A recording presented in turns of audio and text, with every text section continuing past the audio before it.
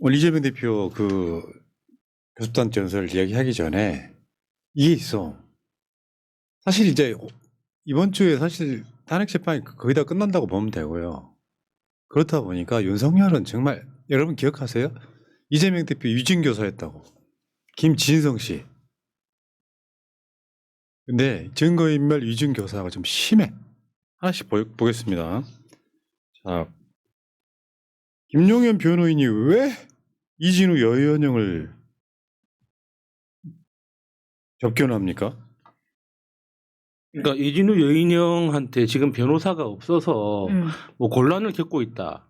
뭐 그러면은 지금 상황이 어떤지 뭐 이렇게라도 억지로라도 생각을 해볼 수 있는데 둘 다 멀쩡하게 변호인이 다 붙어 있습니다.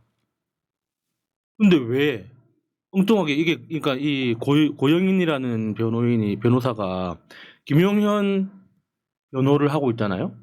근데 그 여인형 접견을 가가지고 변호인이 될 거다라는 명분으로 접견한 건 아닙니까? 근데 그게 결과적으로는 거짓말이죠. 거짓말이죠. 아니 이게 만약에 이재명 대표 건이었다 그러면 난리 났어요. 그렇죠. 압수수색하고 난리 났을 거야. 지금도 압수수색 해야 되는 거 아닌가요? 네. 거짓말을 하고 들어간 데다가 이 당시에는 가족도 접견을 못 하던 상황이었단 말이에요.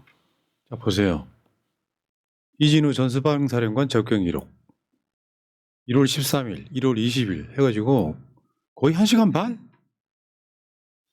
저 20일 같은 경우는 거의 2시간 했습니다. 아니 1시간 했구나. 아니 2시간 했구나. 아 헷갈려라. 그렇죠. 2시간 정도. 그러면 저 2시간을 그것도 김용현 변호인이라고 하면은 사실 그쪽에서 보낸 사람이라고 느껴질 수 네. 있는 거잖아요. 그런데다가 1월 13일 같은 경우에는 14일에 바로 헌재에 출석하는 날이었잖아요. 그러다 보니까 이거는 완전히 뭔가 이 사람을 이렇게 가스라이팅 내지는 좋게 말해서 가스라이팅인지 협박 정도 할 수 있는 상황 아니냐. 탄핵 심판에서 이진우하고 여인영이 진술이 살짝 뉘앙스가 바뀐 게 이기 때문에 예. 정확해. 그럼 이거 바로 수사해야 된다고 보고요. 헌재 출석 전날에 여인영 전 방첩사령관도 접견했다. 광범위하게 지금 나올 사람들이잖아요. 여기서 접견했던 변호사가 한번 볼게요. 고영일이라고 01. 예.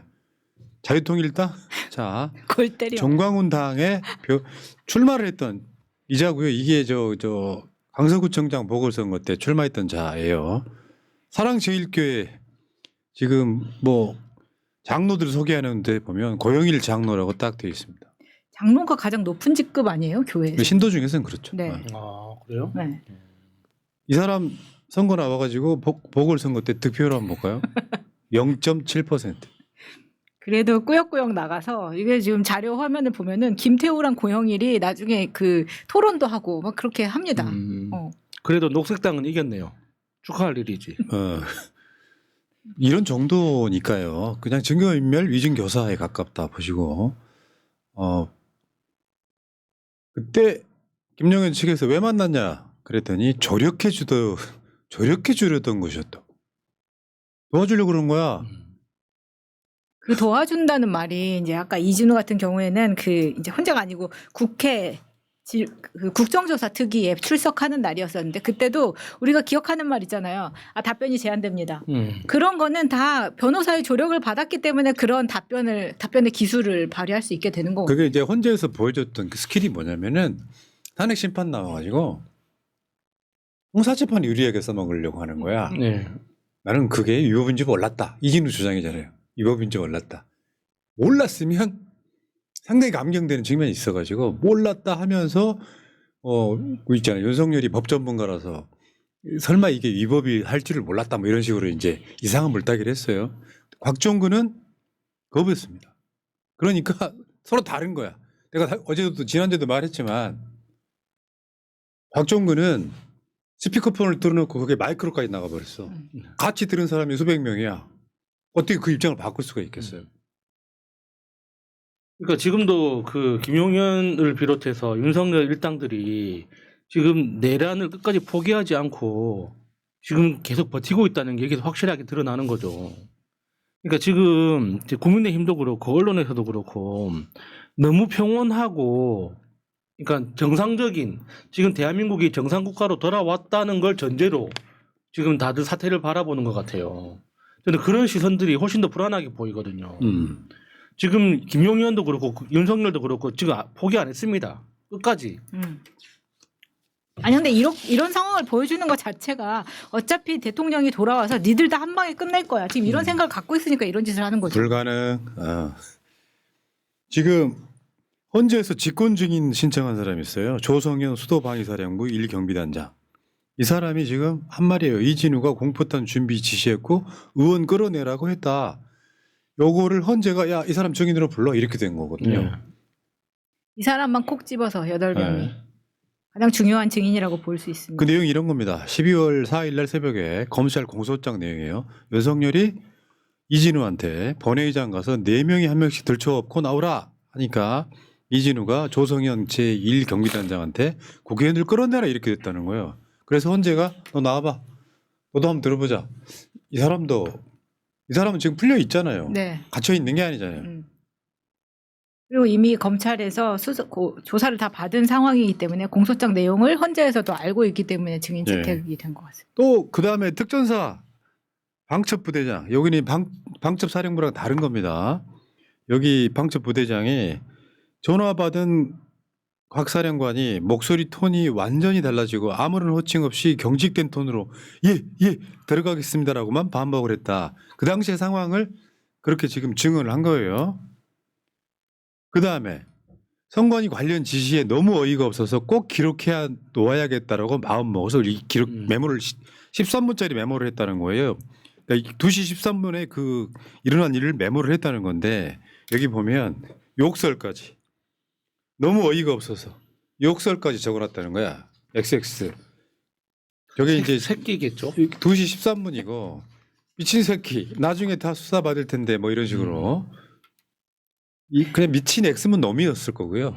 미친 XX는 미친 새끼였을 겁니다. 저 메모의 원본도 제출을 했다고 하죠. 네. 이게 다 드러나 있어요. 윤석열이는 계속 거짓말하는데 정말 살다 이렇게 비루한 자를 처음 보는 것 같습니다. 또 이것도 있었죠. 국회 측 공문에 국힘 명단과 직인 마은혁 여야 합의 있었다. 그러니까 저 이야기를 민주당 쪽에서 처음부터 최상목이 처음 임명 안 했을 때 그때부터 계속 똑같은 이야기를 하고 있었어요.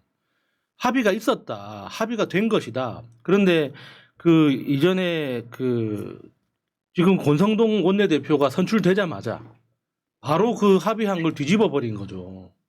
지금 최상목은 그 내용을 다 알고 있을 겁니다. 이재명 대표도요. 정치 보복 안 하겠다고 했던 거 있잖아요. 대통령 되면 뒤집으세요. 보복해버려. 우리는 정치 보복 원하지 않습니다. 법대로. 그렇지.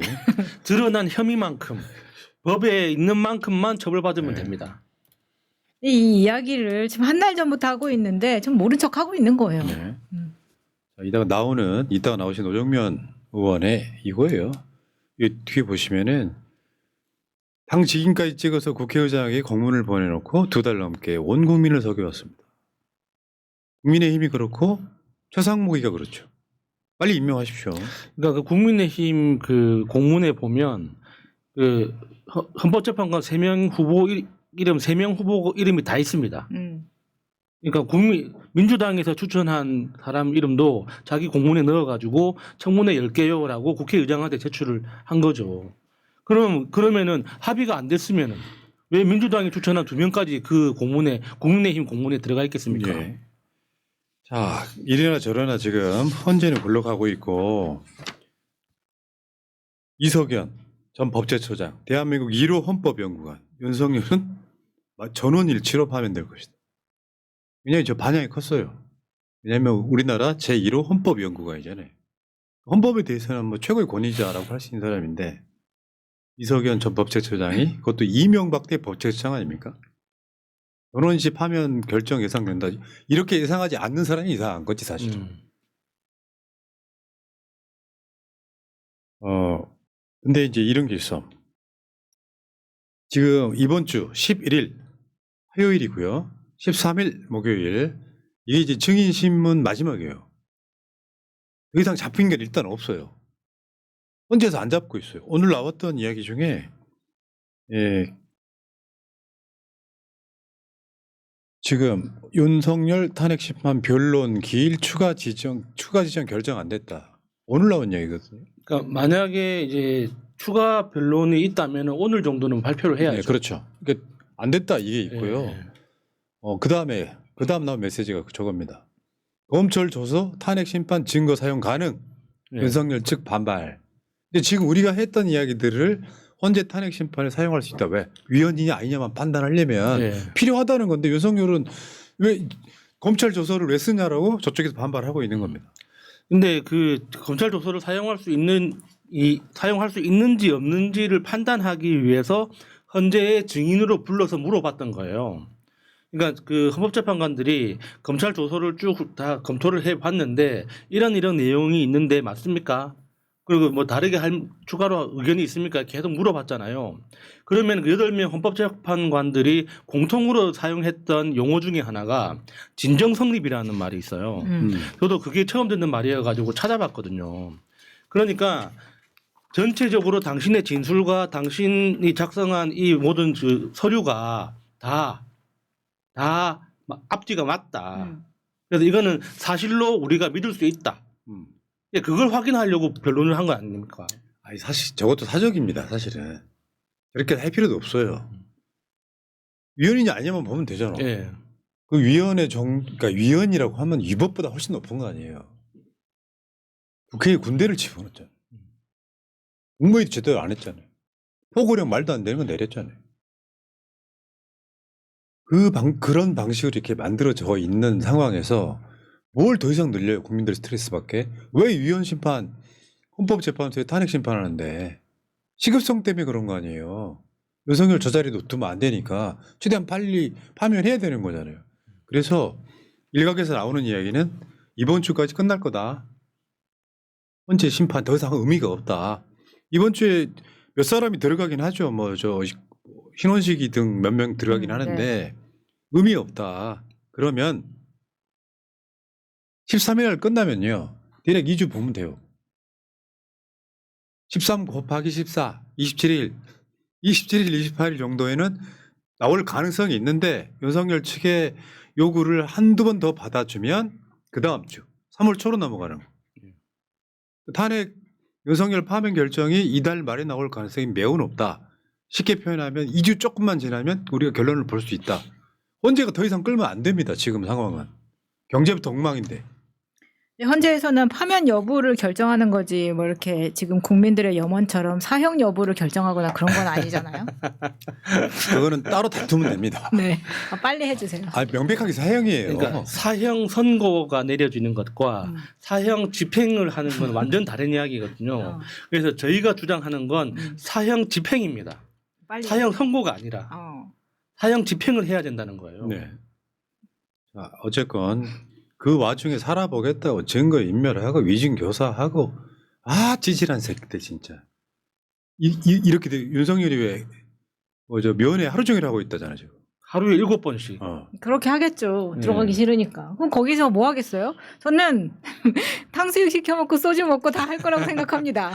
그 생수병에 또 소주 또 그렇죠. 담아가가지고. 연어도 먹고. 어떤 새끼가 김치찌개 끓여가는 아닌지 몰라.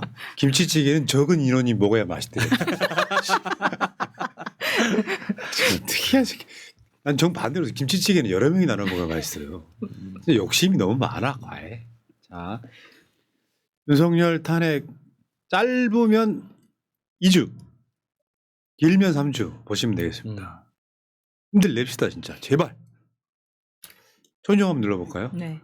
방송 마치겠습니다. 네.